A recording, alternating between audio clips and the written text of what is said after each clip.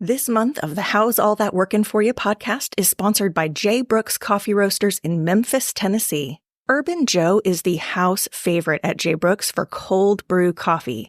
The legendary flavor of Urban Joe will ignite your taste buds with captivating shades of cocoa and cream. With a pleasantly balanced, bold body, the dark roast lover will fall head over heels for this roast. Cold brew is very quick and simple to make. It contains 2/3 less acid than hot brew coffee, so it's a perfect choice for anyone who has reflux or needs a stomach-friendly option for coffee. And if you make cold brew at home, you can make both cold and hot coffee with your solution. Everyone loves an adventure story. Make your day an epic adventure with a steaming cup or cold brew of Urban Joe. To order this signature blend for yourself and learn more about J. Brooks Coffee, click the link in the show notes or visit jbrookscoffeeroasters.com. That's the letter J, brookscoffeeroasters.com. You are officially invited to create some breathing room. This is the absolute best podcast to find the strategies, resources, and motivation you need to stop drowning in overwhelm, break free from hustle culture, and live out your God-given purpose. I'm your host, Rachel Baker, and girl, I've been there, done that. It is my God-given purpose to help you find space for an intentional life so you can confidently live in those strengths, skills, and passions that light you up and serve others. I know you are ready to create some breathing room, so let's do it together. Welcome to episode 22. I am excited for this one. We are getting back to guest interviews this month with our current theme of dealing with overwhelm in all the different ways that we have to deal with it in life. And today we get to talk with Kristen Higdon. If you do not know Kristen, you are in for a treat. She is one of my favorite people on the planet. So Kristen Higdon is a former classroom teacher. She was a reading teacher, and she did this for 19 years. This woman was dedicated in the classroom. She went through all the things that came with teaching in the pandemic, and we're going to hear her story. We're going to hear what that was like for her as a dedicated teacher who loved her job, as a mom to 2 kids. It's a beautiful story. You're going to love hearing from her. She's currently teaching online through the platform OutSchool.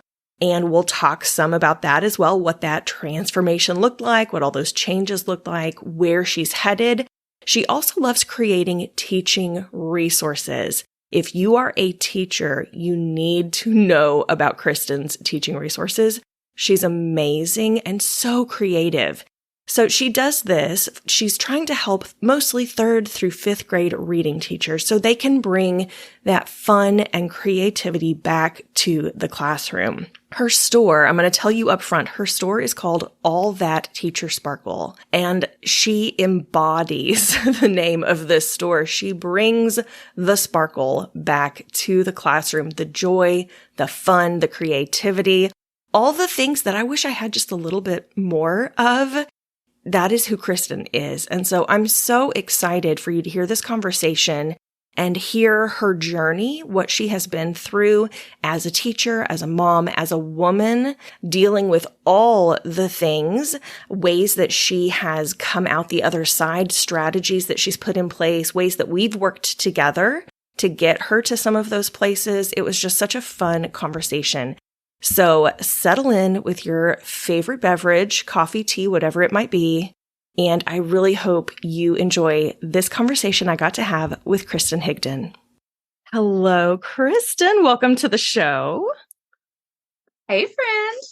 Good to be here. I'm pretty excited. I'm so thankful that you agreed to come on. I know this is not like your normal cup of tea to just come on and share all the things through a microphone, but I think you've got a lot of good stuff to share. We have been friends now for 2-3 years. I don't even know. It's been a while. Yeah, since 2021.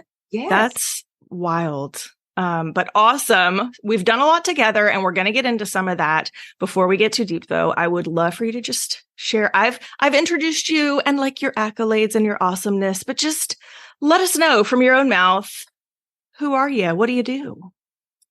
I was a teacher in the classroom for 19 years. Bless you. And and honestly, I never, ever, ever in a million years thought that I would leave before retirement. I mean, once you're in the classroom, you're in the classroom for life. At least that's how I saw my life kind of going. But I started out in the lower grades, but ended up in the upper grades because that is where I'm supposed to be. I'm definitely more of an older, like third, fourth, fifth, upper elementary kind of teacher. Most of the time I taught fourth grade reading. I did dabble around, like I said, in third and fifth too, but fourth is like seriously my favorite. And that's where I ended up before I left the classroom.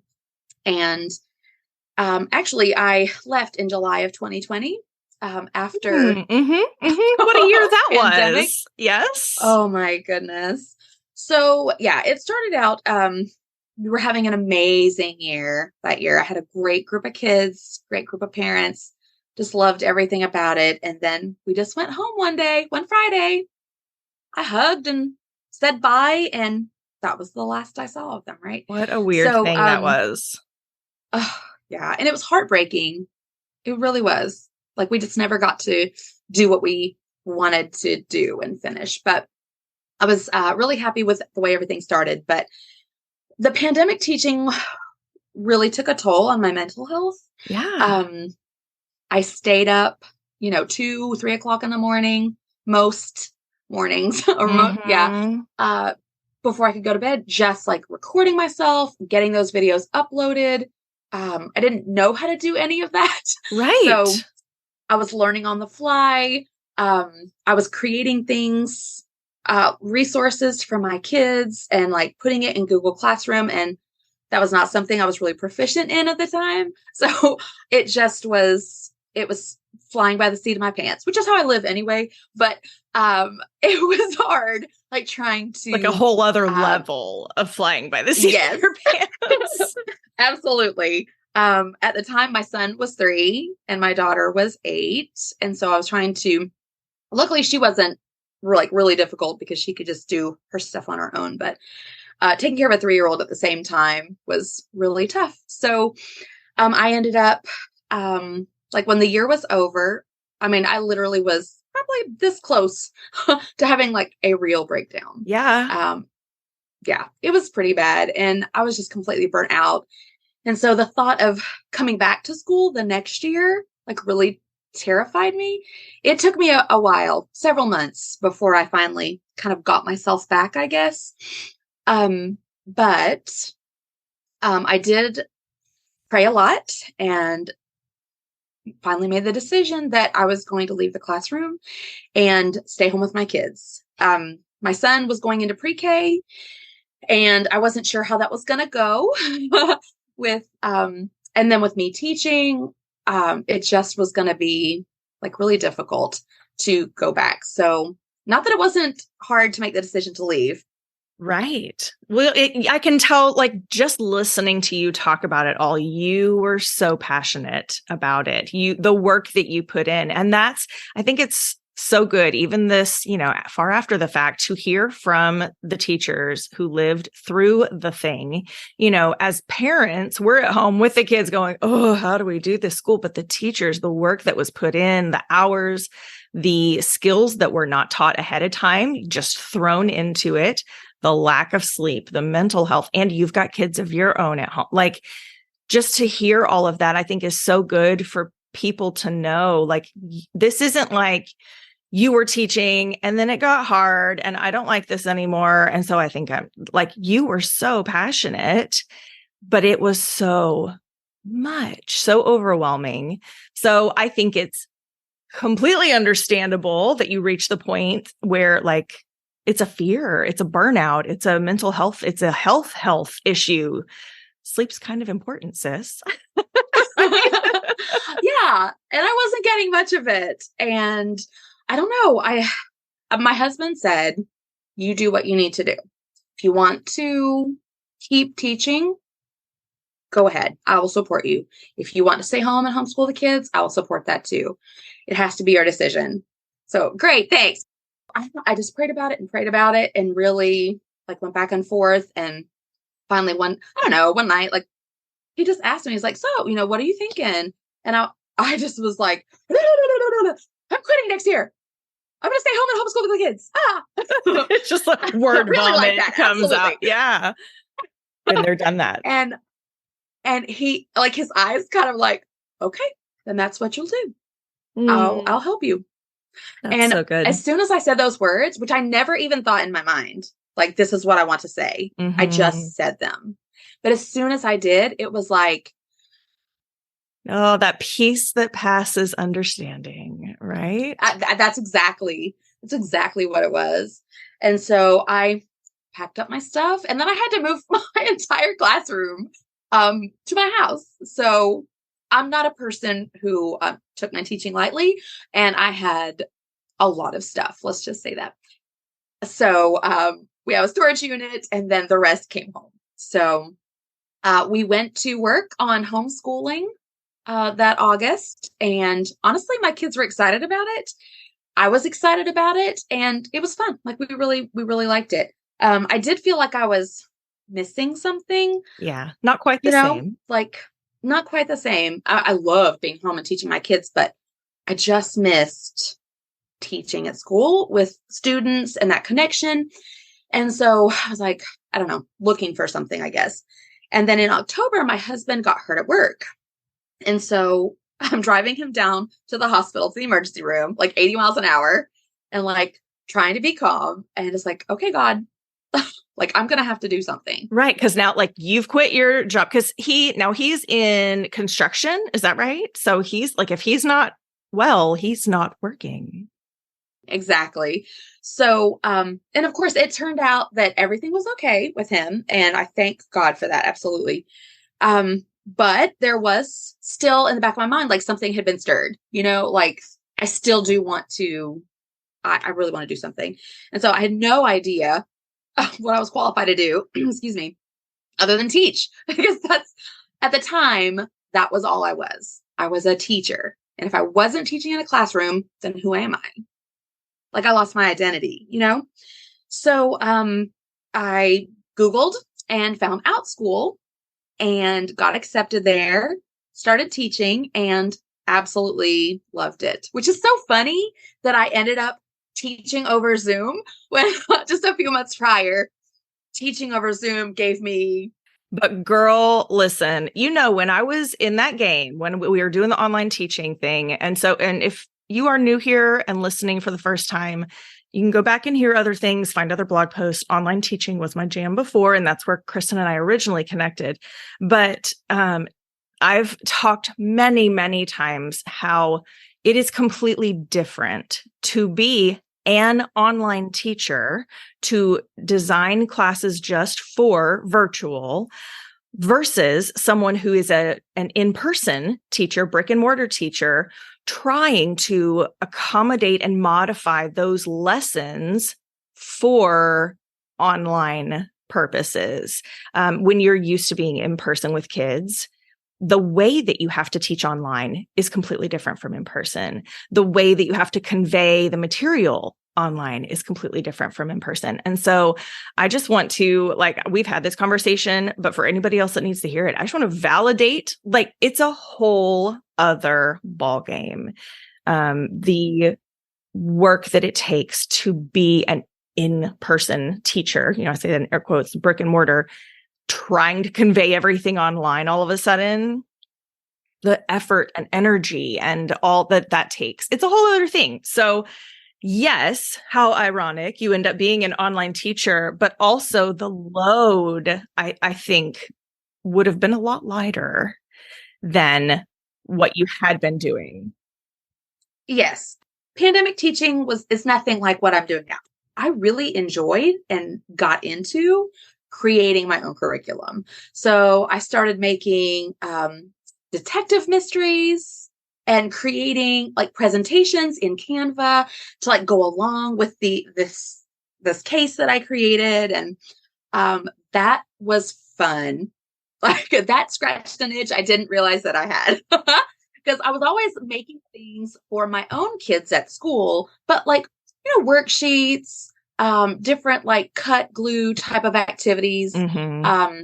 interactive notebook kind of stuff, which I loved doing. But this was completely different because now I'm making like visual presentations to go along with the things I'm teaching. Right. Oh my gosh. And then in the back of my mind, I think there was always like that thought of when I go back to the classroom, Mm. I will have these cool things that I've created. This detective case, this catching criminal case. Because you're just coming up with new fun ways to teach the same things. Like you're still teaching reading, Sure. right? Comprehension Yes. and all these different Inferencing skills, critical thinking, all of that stuff. Oh my gosh, it was fun. And I just like really fell in love with it. I also missed being with other teachers. Does that make sense? Like out Yeah. school kind of scratched that itch for me as far as like being with kids again. Mm-hmm. Although it was heartbreaking because I'd meet them for one class and they'd go away and I'd never see them again. Right. But I started actually a girls group as well. And some of those girls stayed with me for like a year, 2 years. Like we met every week and just formed a big bond. So I loved that too. But I also realized that I missed teachers. Like I missed my friends at school, like hanging out in the workroom, fussing over the jammed copier, stuff like that. And so that's when I started my blog to help teachers. I had all these ideas and all these things I used to do and encouragement and stuff because teaching is hard. And I can't even imagine how hard it is now after, because, with everything that happened with kids coming back to school and teachers coming back, and it was not easy. So I'm sure it's even harder. And I just like in my heart wanted to make teaching as easy for teachers as I could. Free resources, blog posts, encouragement. So I did start my blog. I also started a Teachers Pay Teachers store, just trying to, take some of those fun ideas that I was coming up with and sharing them because I was having a blast. So if I'm having a blast, I want other teachers and their students to have a blast with inferencing skills too.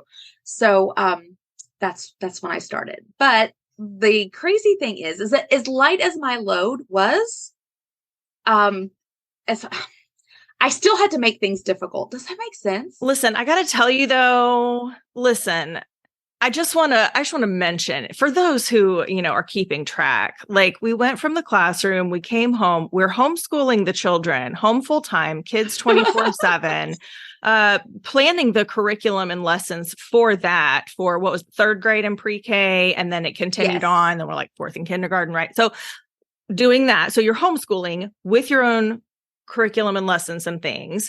And then also creating additional lessons for teaching online classes, which that's basically running your own online business as an online teacher, right? So you're running a business, you have to set the prices, create the curriculum, market and get the students.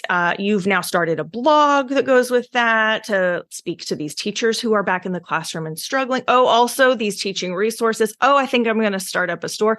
Also, Kristen, you just said you had a light load. I want to just acknowledge how we do this to ourselves. We have all the things that we are doing for all the people. And we still go, oh, but I mean, there's like not even much. It was such a light load. I didn't have much of anything, but also I feel crazy and can't find 2 seconds for myself. And I'm completely overwhelmed with life. What's wrong with me? How did you know that's exactly what? Because I've done this rodeo before and I've lived this life and I've heard stories very similar to yours. So I want to speak that out into existence because I am 500% certain there are other women listening who get that vibe, feel all of that. And that is exactly what I want to speak to today. And the crazy thing is that, like I just said, it was like, but I guess like in my mind, it was lighter than what I was doing before. Where I was getting up at 5:30 every morning, going to school, teaching 8 hours with crazy going on all day long, right? Coming home, cooking dinner, playing with my kids, helping with homework, trying to keep the house clean, doing laundry, but I turned it into the same thing working from home. Only this time I couldn't drive away from school and come home. In it 24/7. Yeah. And so both sides of that, like whether you are out working, doing the thing, like you're getting up, you're doing the work all day outside the house, and you come home and all those things you just mentioned. And even like kids or no kids, you come home and there's still all the things that need to get done, right? Or working from home and there's like, I saw something there. Somebody was like, there's always someone in my house. Someone is always here with me. There's never this moment alone. And so both of those scenarios, whether you're working at home or working outside the house, I think the overwhelm feeling is still there because we are going to fill our time. The time's there for us to fill it. And I hear you filling it, making it a whole thing. So let's go to this question. With that in mind, I would love to know at this point, because you've been doing the online teaching thing for a couple of years, you've homeschooled, your kids are back at school. Well, they will be back. Yes, last year we went back and that was different. Being at home alone because, I hadn't had that in a long time. So, okay. So with all of that, what does breathing room look like for you or feel like for you? I ask every guest this because it's different for everybody. So when you think breathing room, what does that look or feel like for you? Well, first of all, it's physical for me. Like it's literal breathing. You know what I'm saying? Like when I'm working on a resource and I'm super in my zone and hyper focused on it, sometimes I catch myself like breathing really shallow or even like holding my breath if I'm really into something. And all of a sudden I'm like, oh my gosh, like how was I not breathing just now? And so I will literally take deep physical breaths because I wasn't breathing properly. I don't know. Does anybody else even know what I'm talking about? Yes, I do. I don't know if anybody else listening does, but I know exactly what you're talking about. I don't know if I'm in anticipation over like what I'm doing next, or I'm just so into it. Like I just don't think. And I don't know. I literally have to stop and like take real breaths. But I also, as far as like emotionally, breathing room is just taking time to be a person. Like I'm not a blogger. I'm not a mom. Like I'm just Kristen. And I have things that I like to do. And I like makeup and I like nail polish and I like doing reading and fun things.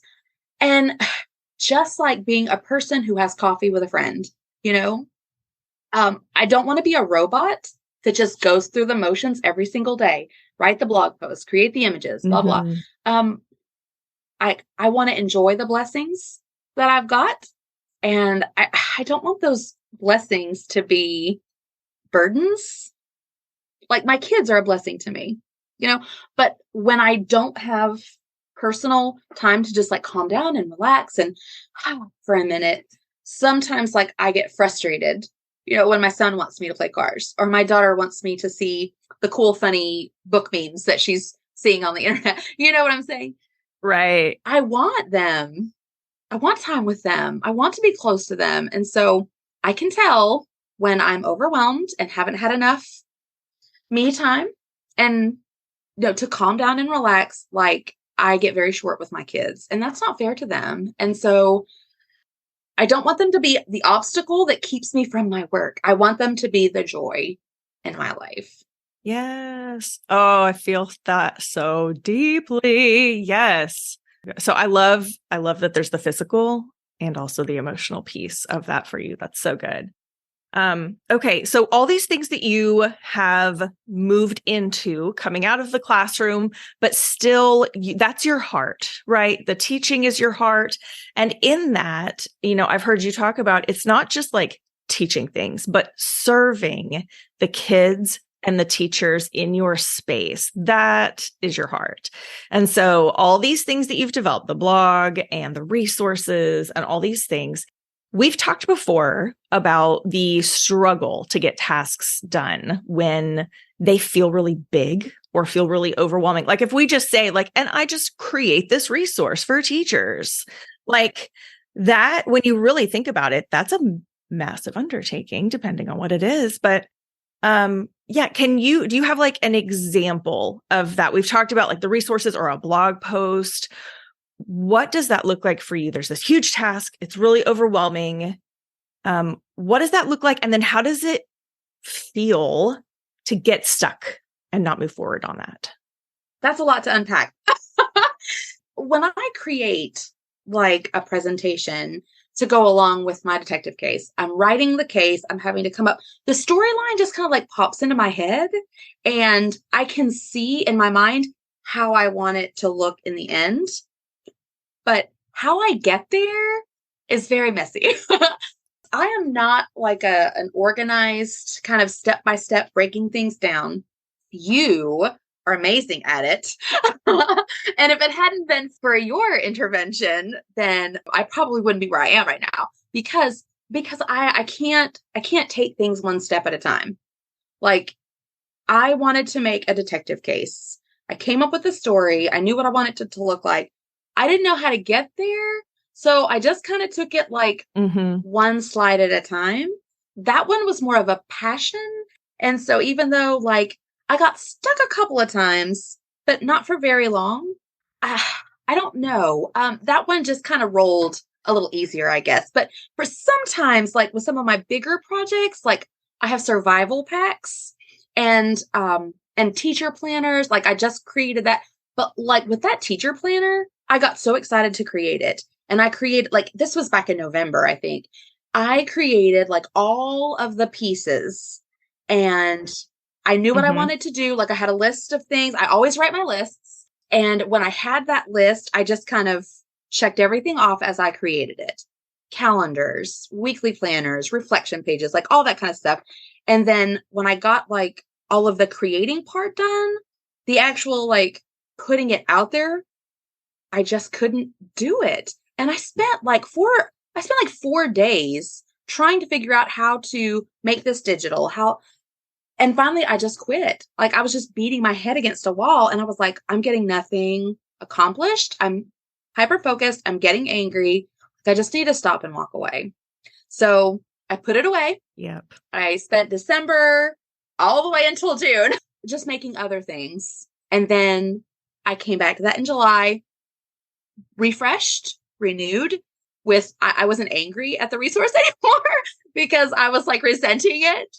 And it was fine. And I was able to, that time away, taking some space, but honestly, like realizing that I needed to stop was huge for me. And I would never have done that if you hadn't taught me that that was okay to stop something that doesn't feel right, stop something that's not working, pick it up later when you've had a break.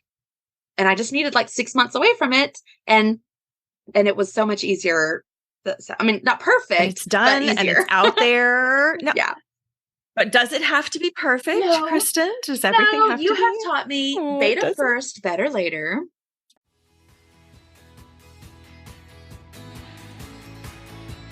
Hey, it's Rachel, your go-to encourager and coach. I know you love our podcast talks, but imagine taking that connection to the next level in person. I'm more than a clarity coach. I'm someone who's been in the trenches, juggling all the things. I get it. I've danced with chaos, overloaded schedules, and the struggle to prioritize self-care. But I found the rhythm, and I've got the strategies to help your ladies create some breathing room. So if you're organizing an event, whether it's a conference, church gathering, or retreat, and you want a speaker who brings humor, real talk, and a dose of inspiration, I'm your girl. Let's chat about making your event a memorable one. Visit racheldbaker.com/speaking. That's racheldbaker.com/speaking. I can't wait to connect.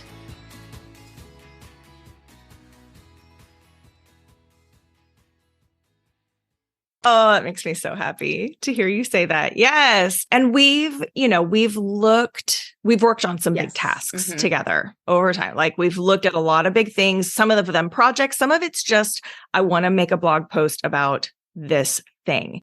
And that statement, it doesn't sound like a lot of work. I want to make a blog post, but we've worked together on how to kind of break things down into manageable action steps, right? Which I let you talked about, I have this thing, I make a list, I check it off as I go.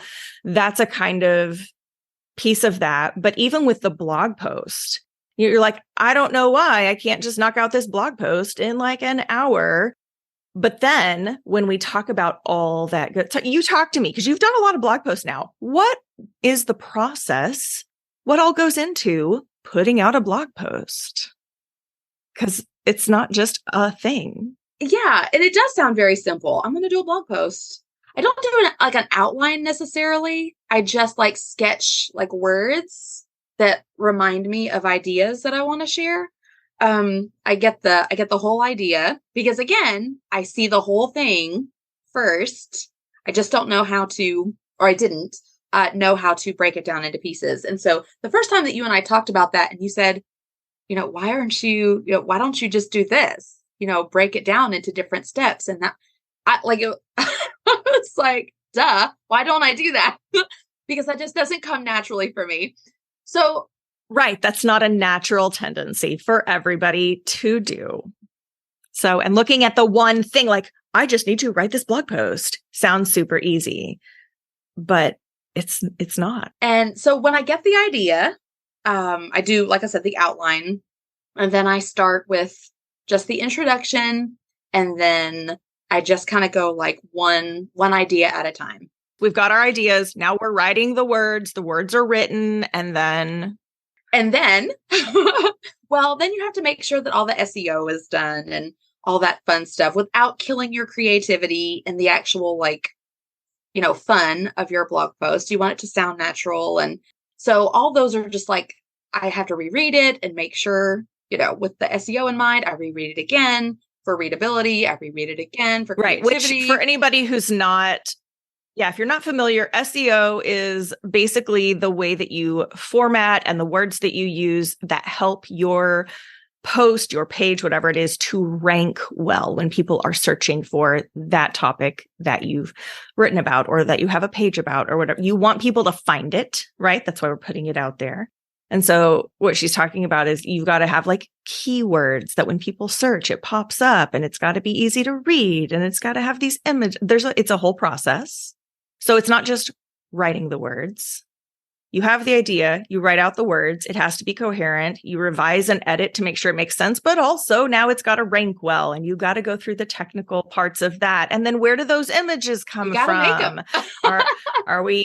You got to make them. Are we taking photographs? Are we grabbing things offline? Are we creating in Canva? It's a whole thing. Links, you got links in there too. So we've now gone from, I got to write a blog post to this crazy list of stuff. Yeah. So once you have the list, the itemized tasks where you're like, I can take action on, write the outline, check, and you can be done there. Or today I'm only going to make sure the keywords are in there, check, and step away. Like, what impact does that process going from whole idea to all these manageable parts, what impact does that have on you mentally, emotionally? How does that impact you there?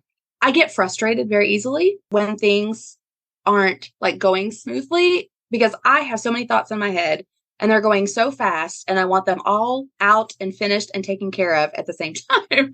And that's impossible. You can only do so much every day. You can only do so much in an hour.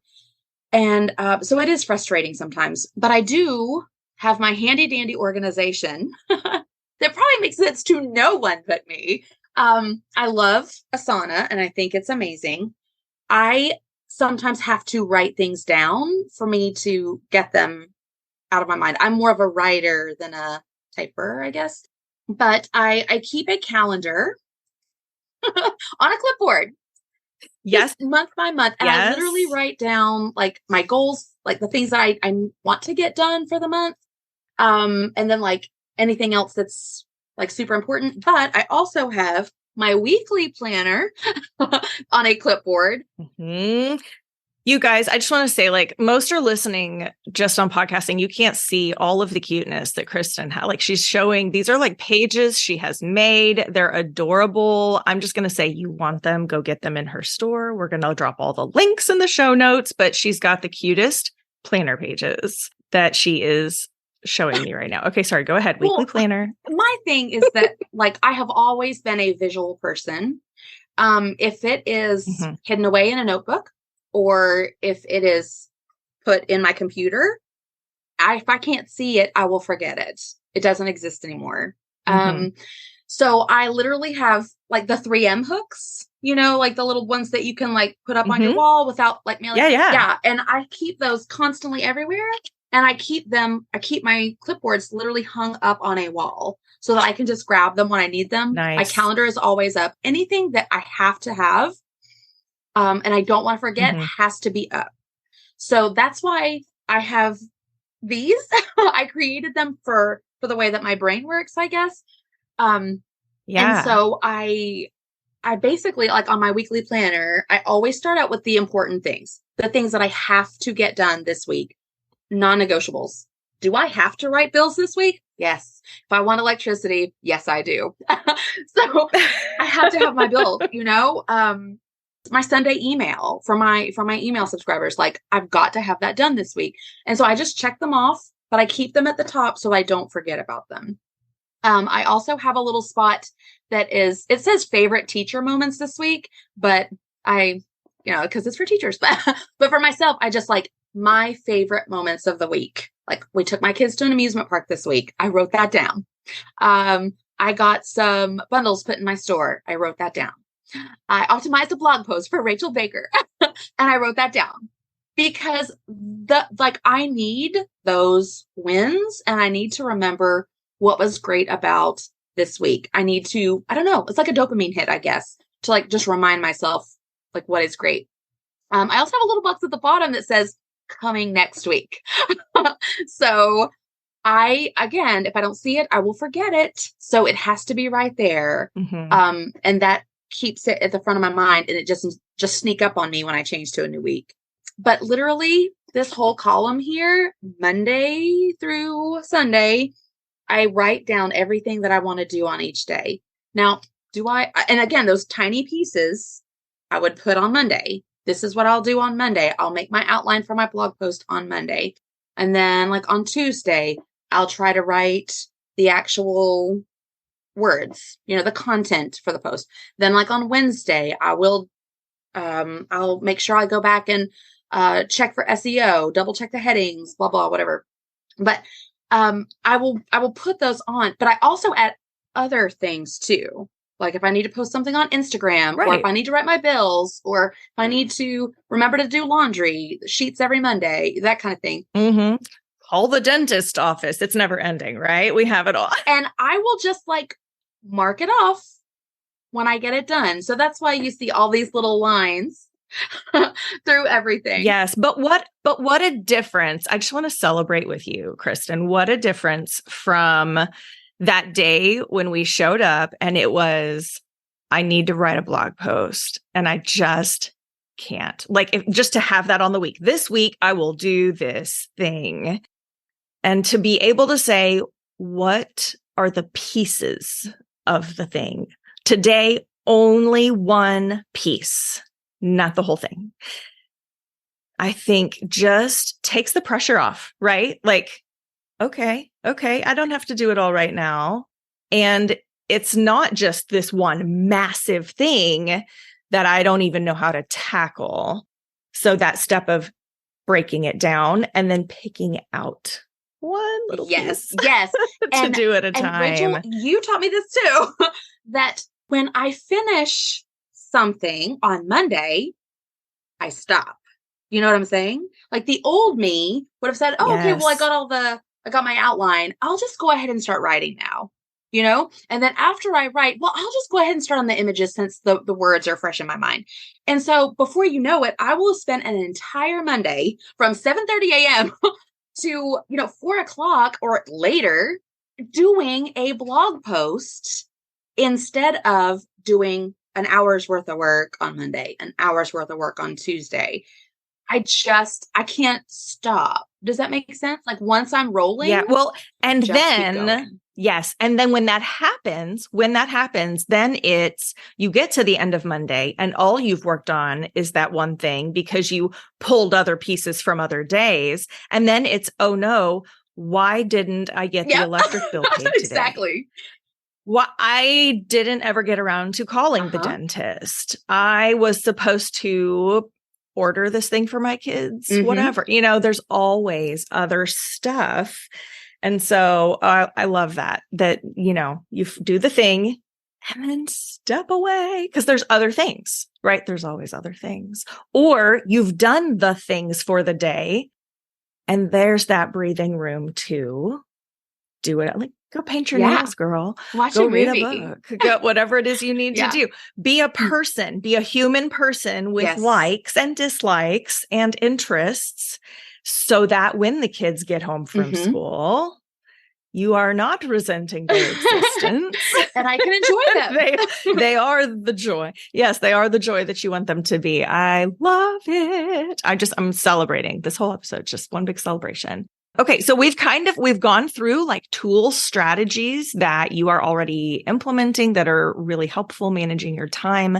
So really, I just would ask if there is a book or a podcast, something that you are just really loving that you would recommend for people listening. Well, you turned me on to Soundtracks by John Acuff.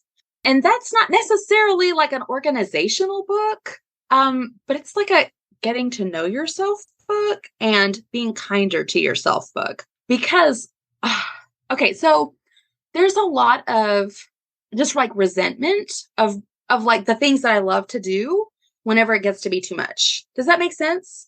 Like, I love writing blog posts for my blog, but not if I've been working on it for 3 days straight. And I don't love it anymore. Like I resent it because it's taking time away from my kids, but that's not what I wanted it to be. I wanted it to be helpful for teachers and fun and joyful for me. And it's not anymore. Because I turned it into something it never should have been. And it's too much and it's overwhelming. So Soundtracks was a way to, I don't know, help me like break that mold of being angry with myself and resenting choices that I've made because I learned to reframe things. Taking those negative soundtracks and turning them into positive. Yes. And so that's one that honestly, when I would go to pick my kids up at school, I took my granola bar, I took my Soundtracks book, and I sat in the car waiting to pick my kids up and changed my life in the car line at school. Oh, yes. I love it. I'm just going to, hey, John, if you're listening by any chance, come on anytime. It's so good. It's so good. He's got another one, something about a goal. I can't remember what the title of it is at the moment. Yeah, well, there's a new one coming out called All It Takes Is a Goal. Yeah. So I'm looking forward to picking that up whenever it comes out because I feel like, and that's also his podcast. Oh, yes. And I do listen to that too. So, and of course I listen to your podcast. Why, thank you. Because I love that. And I think I've told everybody that I know that your Mary Morant episode was like one of my favorites. Her slow growth. Deep Roots. That is an amazing book. That is also life-changing and has helped me like with my self-confidence, my self-esteem, and in turn, because I care more about myself, I'm also doing better with work stuff because I'm less mean to myself. Does that make any kind of sense at all? Yep. Yes, absolutely. I think we can be so unkind to ourselves when we get frustrated, when we get overwhelmed. We are looking for someone or something to blame. Why do I feel this way? Who It's caused always me. this? And that's the thing. The easiest and most basic reaction is typically, why am I like this? Why did I do this? What is wrong with me? And that's just, who's that helping? Who is that helping? Nobody. And so I love that you're able to, we have the moments, right? Like we're going to get frustrated. We're going to get overwhelmed. Life happens. But to look at it instead as like, what got me here? What can be different? What do I need instead? And to say, I'm like so proud of you for being in that moment with like the teacher planner that you were making. And to say, instead of, what's wrong with me that I can't finish this? Why is this so hard? What's wrong? All of that, just to say, you know what? This for me right now is not a good fit. And I need to step away and reclaim some joy and breathing room. And to step away for 6 months, Kristen, is a big flippin' deal. I love that you were able to do that and to come back and go, okay, I'm ready now, I think is huge. Well, let me tell you, the old me, the 2 years ago me, would never have done that. I would have just kept banging my head against the wall until I broke, honestly. That's what would have happened. I would never have walked away. Lots of crying. But I don't know. There's just a lot of growth that's happened through books, again, that we were just talking about. That's really, and of course you, because I have worked with you a lot. We've done one-on-one coaching, clarity calls, and every time I walk away from a session with you, I'm just like, that was amazing. And I feel so, clear on what my purpose is and everything. I'm so glad. In the spirit of like, we're being kind to her, like, I received that. I'm trying to be better. Like, I received that. Thank you. I'm so glad. And I'm so proud of you and just how kind you are being to yourself. That fills my cup, right? That when I can work with someone and, we get to be friends because we're working on the real life, hard things. We get to be friends. And so to work on these things together and to see the progress and to see your joy coming back and the ability to say, you know what, I do like makeup and I do like paint. I want to do this and I want to read that book and to know that that's good and loving to yourself. That's all I need in life. That's it. I'm good. I'm sold. Yeah. I'm done. So I'm so glad. Okay. We're going to wrap it up. We've said a lot today. I would love for you to share where people can find you. We're going to drop every and all link that's been mentioned today and all the places you can find Kristen, but where can we find you, Kristen? First of all thatteachersparkle.com is my website. I have blog posts and resources, free resources, to help teachers because again, that is my heart. Like I really want to make with all the stuff going on with teachers right now, just the demoralization and whatever, they need to be as supported and encouraged as possible. So I'm trying to do lots of free things and lots of ideas to help teachers. I'm also on Instagram at allthatteachersparkle. Let's see. I'm also on OutSchool. I'm still teaching there. Not as much because somebody taught me not to do too much because it would burn me out. So I did step back a little bit, but I am still on OutSchool with private tutoring and things like that. And I have an email list. So if you want me to pop up in your email box every week on Sundays. And you do. Yes, especially if you are in the teaching world, you do want Kristen to pop up in your email. Her emails are so good and you get to find out about her giveaways and her resources. And it's so like, I'm not even in the classroom or teaching or I still like to get Kristen's emails. They're just so encouraging.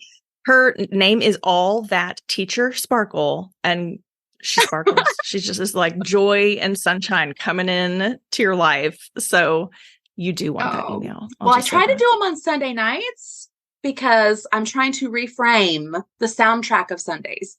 No Sunday scaries. We want Sunday sparkle. So Sunday sparkle emails. Sunday sparkle emails. Who doesn't want that? Everybody wants that. All right. Kristen, thank you so much for joining me today. This has been fun. This has been a joy and cup filler for me. And I just know it is blessing those listening. So well, thank you for having me. As always, I have so much fun with you. Thanks so much for listening today. Be sure to check the show notes to get links for all the resources mentioned in this episode.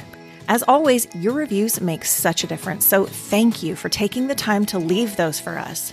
Your ratings and thoughts mean so much. I love reading each and every one. As we wrap up today, please remember, life can feel crazy and overwhelming sometimes, but you will never regret taking the time to create some breathing room.